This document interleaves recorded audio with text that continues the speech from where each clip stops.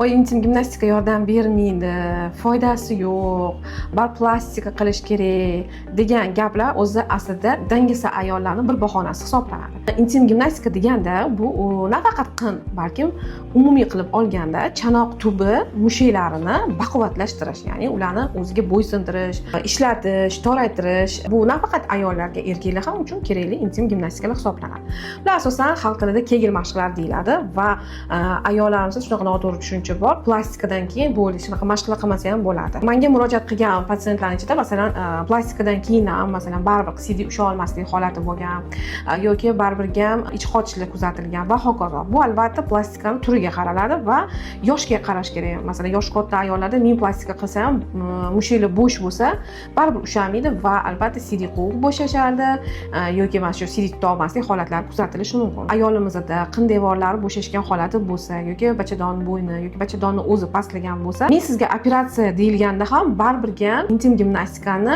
ahamiyati katta. Siz hech bo'lmasa masalan hozirgi holatingizda operatsiya qila olmasangiz ham, siz hech bo'lmasa shu jarayonni yanada kuchayib ketishidan oldini olasiz. Ya'ni hech bo'lmasa ushab turasiz va operatsiyadan keyin ham bu mashqlarni qilishingiz mumkin, faqatgina 2 yoki 3 oydan keyin. Shuning uchun intim gimnastikani foydasi asosan tug'ruqlardan keyin yordam berishi mumkin. Operatsiyadan, plastik operatsiyalardan keyin ham CD tuta olmaslik holati bo'lsa, kesariydan keyin ko'p murojaatlar bo'ladi. Men o'zim tug'maganman, lekin menda qin devorlar tushish holati bor.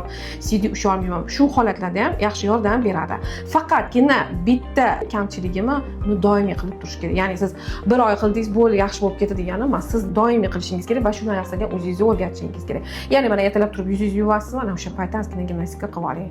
Ish jarayoningizdami, uydami, siz boshqa ishlarni qilasizmi, intim gimnastikani qiling. Intim gimnastikaning turlari ko'p.